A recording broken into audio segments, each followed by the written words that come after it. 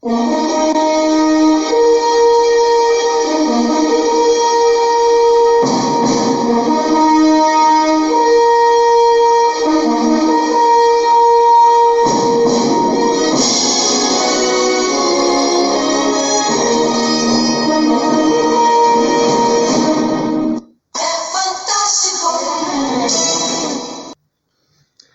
noite, pessoal. Sejam bem-vindos à aula de hoje. Nós vamos hoje falar dois temas, né? Um bem curtinho, vou compartilhar com vocês um pouco sobre o CRA, e depois a gente vai falar um pouco mais sobre temas atuais na área de RH, né?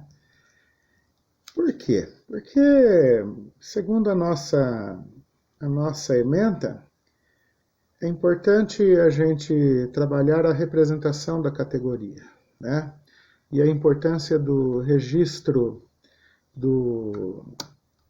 de vocês no Conselho Regional de Administração.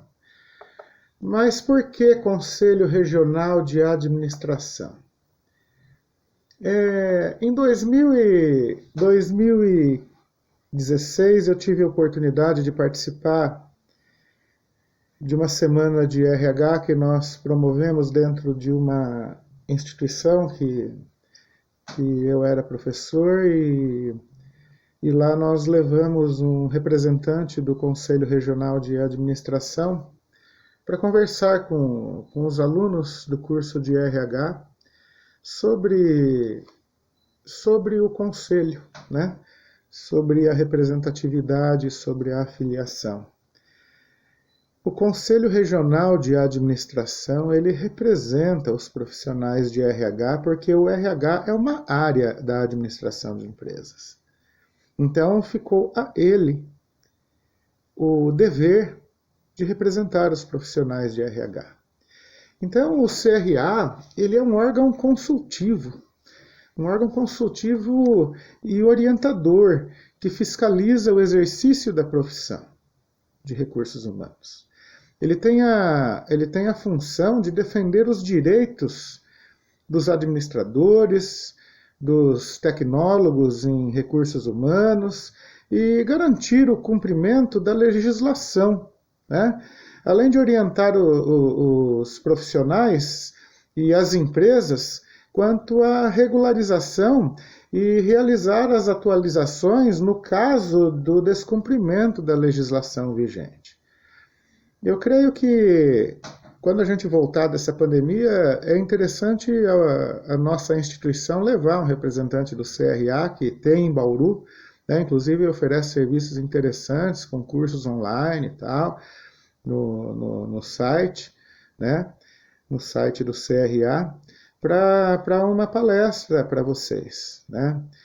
E aí é importante vocês conhecerem, né, o benefício de se cadastrar depois de formado, obviamente, no CRA e realizar, né, o registro. Então, os profissionais da área de administração de empresas, no caso, o tecnólogo em recursos humanos, né, então eles contam com a representação da categoria através do Conselho Federal de Administração e dos conselhos regionais de administração.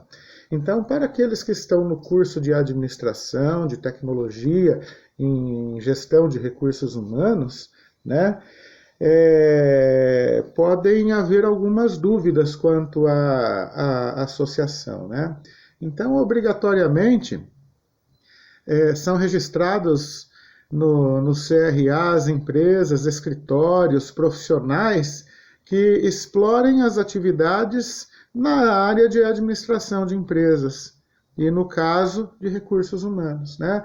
Empresas de consultoria, nas áreas de administração, agências de emprego, né? Administradores de condomínios, administradores de bens e valores, concessionárias de crédito, empresas de locação de mão de obra, cooperativas de trabalho, factoring, holding, empresas de pesquisa de mercado.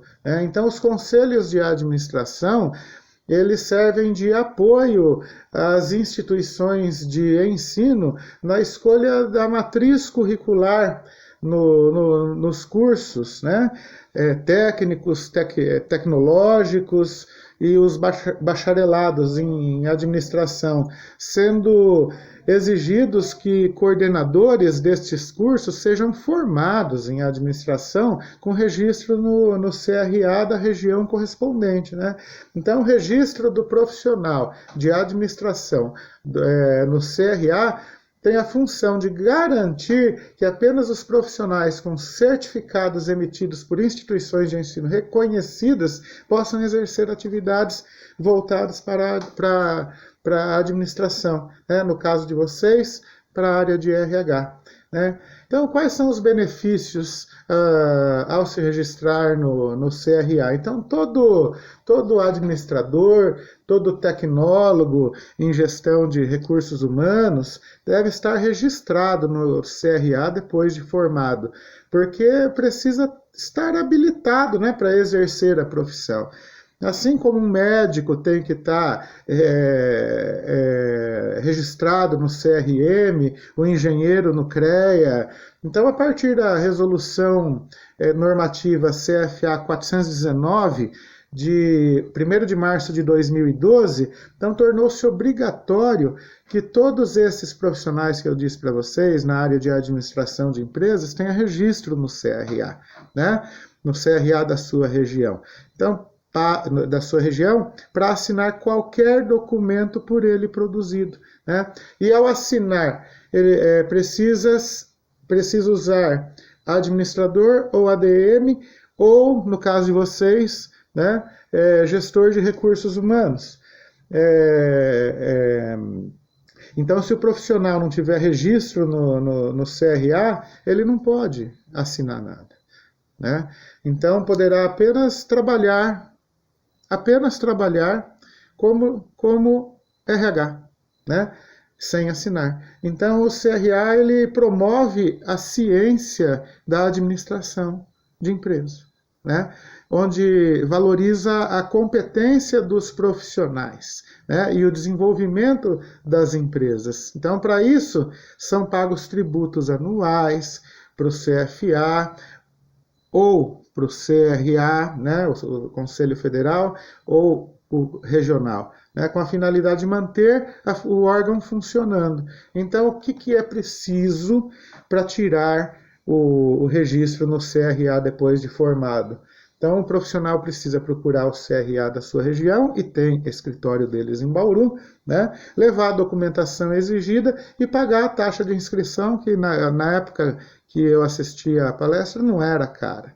Então, os documentos necessários para registro são, vou ler para vocês, requerimento de inscrição de pessoa física, que é um documento deles, diploma, caso o diploma ainda não tenha sido confeccionado, entregar a declaração de conclusão de curso e histórico, carteira de identidade, CPF, título de eleitor, certificado de reservista, foto 3x4, pagamento da taxa de inscrição, pagamento da taxa da carteira e pagamento da anuidade. Então, todos os documentos originais devem ser apresentados e levar uma cópia de cada um. Então, é importante que antes de levar a documentação ao CRA, seja certificado que a documentação está em conformidade com o que o CRA da sua região exige. Então, quando vocês concluírem o curso, é importante buscar o registro neste órgão que representa vocês, porque valoriza a categoria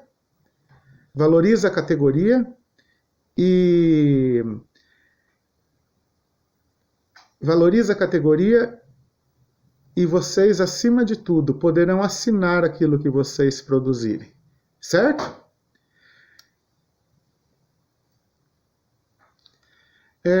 Nessa semana, a gente também vai falar um pouquinho sobre assuntos específicos do RH, tá? Em maio de 2018, eu tive a oportunidade de participar de um evento chamado RH Week, e em um dos painéis, o tema discutido foram os maiores desafios, né? Os maiores desafios atuais do RH, e eles continuam bem atuais, tá? Então, alguns pontos destacados, que eu notei que foram 5, né? Então, é performance nos negócios, preparação da força de trabalho para o futuro, liderança, diversidade e inclusão, cultura e organização, né? Como a gente já está hoje com 10 minutos de vídeo, tá? E eu não gosto de fazer vídeo muito pesado por conta do armazenamento no celular de vocês, né? Ou até mesmo a transmissão disso, né? O consumo de dados. Tem gente que tem dados com facilidade, outros não. Então, para que seja um processo mais consensual possível, né? Então a gente procura fazer um vídeo que seja o mais sucinto possível e que tenha que tenha uma boa acessibilidade a todos. Então, eu queria falar um pouco para vocês sobre a preparação da força de trabalho para o futuro, né? Hoje. E a gente vai dar continuidade desse assunto a semana que vem. E eu vou tentar fazer aqui também nesse vídeo, deixar já registrado a atividade para vocês. Então, no RH Week, quando foram levantados esses cinco tópicos num determinado painel lá, então, quando se falou da preparação da força de trabalho para o futuro, a gente não estava enxergando ainda uma possível pandemia que a gente está atravessando hoje, numa situação tão difícil para a nossa sociedade e para as empresas, né, e para as pessoas. E mais do que nunca, a gente teve que estar preparado para passar por esse momento. E nós, gestores de RH também, né? Porque nós lidamos com gente, nós não lidamos com máquina. Tá?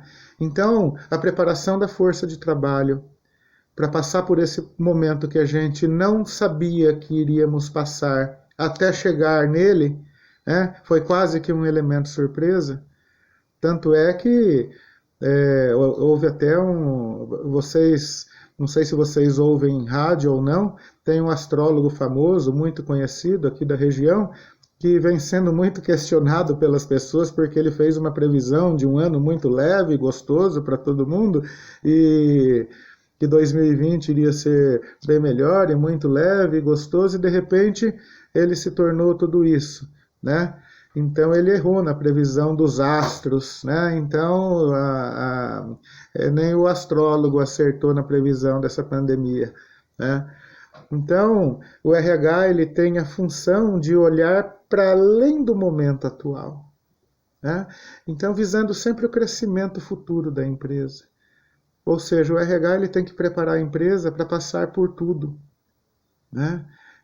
Através dos seus subsistemas, que eu já vou explicar mais adiante, né? Então, por exemplo, a Netflix na América Latina,